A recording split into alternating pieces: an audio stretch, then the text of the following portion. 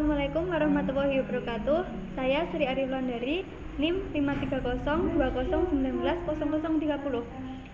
Untuk memenuhi tugas UTS mata kuliah Tafsir Sosial Politik, di sini saya akan membahas tentang ayat kewajiban memelihara persaudaraan, yaitu dari Quran Surat At-Taubah ayat 11. Langsung saja, yang pertama itu ada Tafsir Surat At-Taubah ayat 11.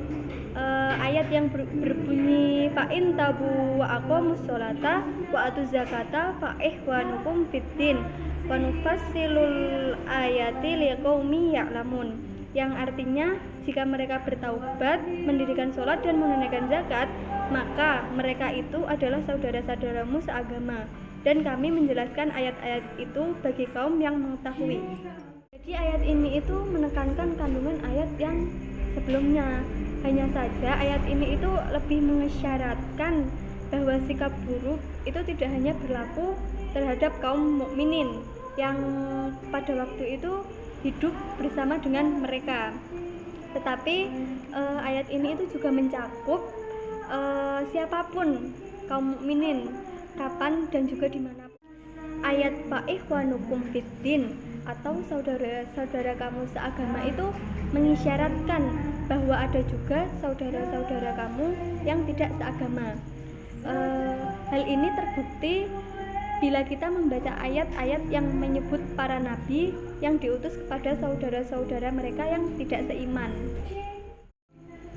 Seperti di dalam Quran Surat Al-A'raf ayat 65, yaitu kepada kaum Ad diutus saudara mereka Hud, atau kaum Samud diutus saudara mereka Soleh di dalam Quran Surat Al-A'raf ayat 73 dan lain-lain sebagainya.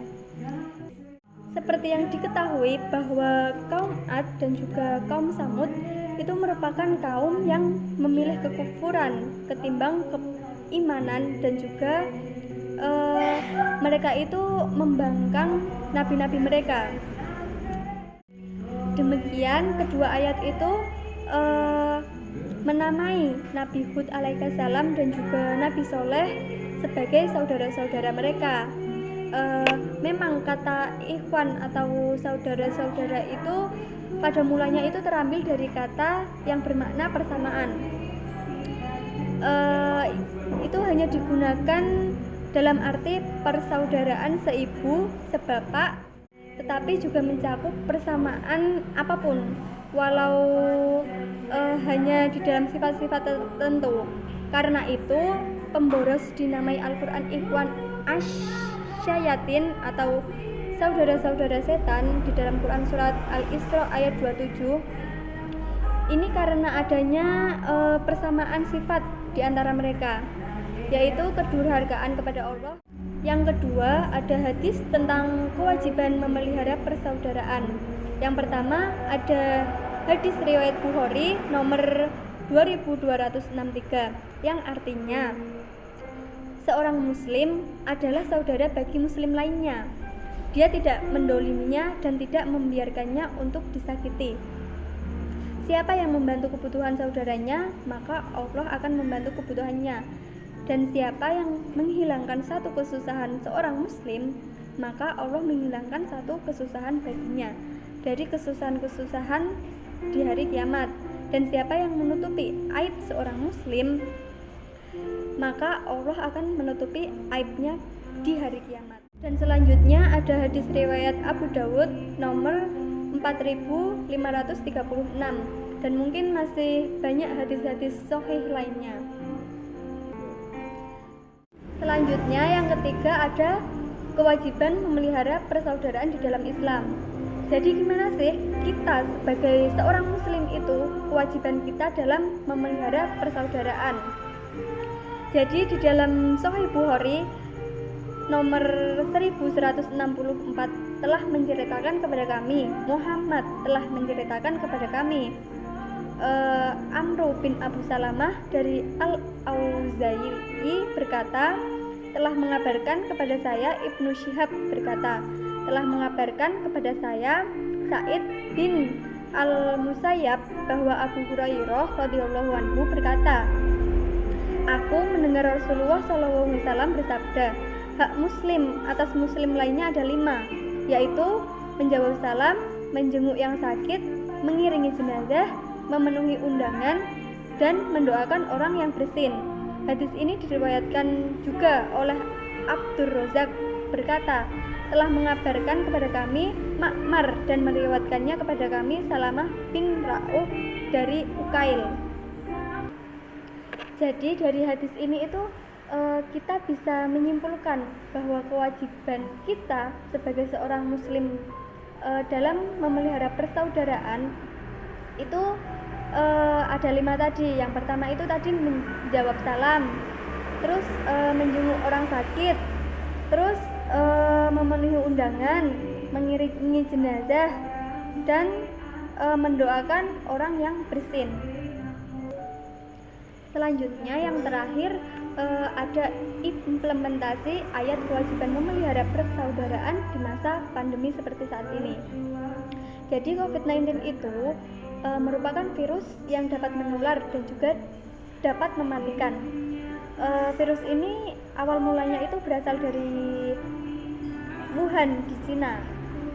Nah, kemudian virus ini itu menyebar dari satu kota sampai hampir ke seluruh belahan dunia.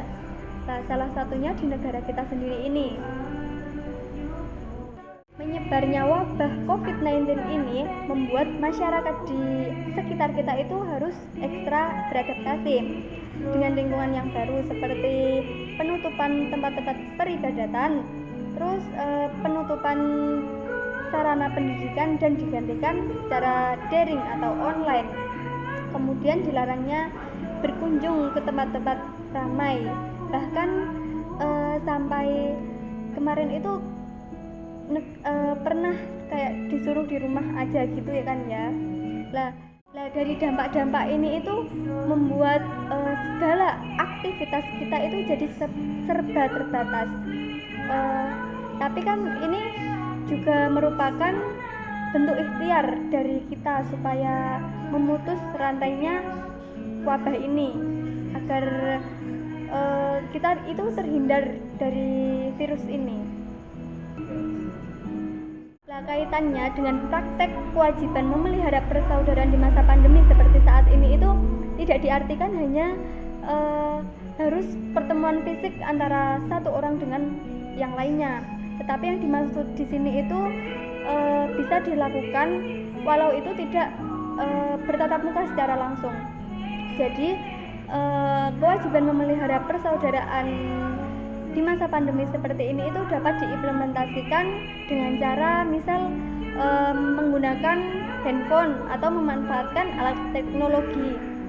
Jadi dapat diartikan implementasi kewajiban memelihara persaudaraan di masa pandemi seperti saat ini itu tidak harus bertemu secara fisik, namun bisa memanfaatkan sarana yang lainnya agar tetap terjalinnya silaturahmi antar sesama. Namun apabila di dalam keadaan darurat yang mengharuskan kita itu harus bertemu secara langsung, secara tatap muka, maka kita tetap harus mematuhi protokol kesehatan, misalnya dengan memakai masker ketika keluar rumah, terus rajin mencuci tangan atau membawa hand sanitizer, selalu menjaga jarak sebagai bentuk ikhtiar agar kita itu terhindar dari COVID-19 ini.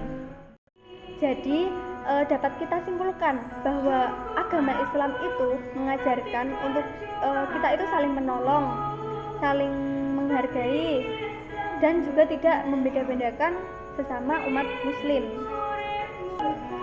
Nah, kewajiban antar umat muslim seperti yang sudah dibahas tadi, yaitu ada menjawab salam, memenuhi undangan, mengiringi jenazah, dan mungkin masih banyak lagi kan ya. Nah, dan itu dilakukan supaya terwujudnya umat Islam yang beriman dan semakin bertakwa pada Allah Subhanahu wa taala. Sekian dari saya. Wassalamualaikum warahmatullahi wabarakatuh.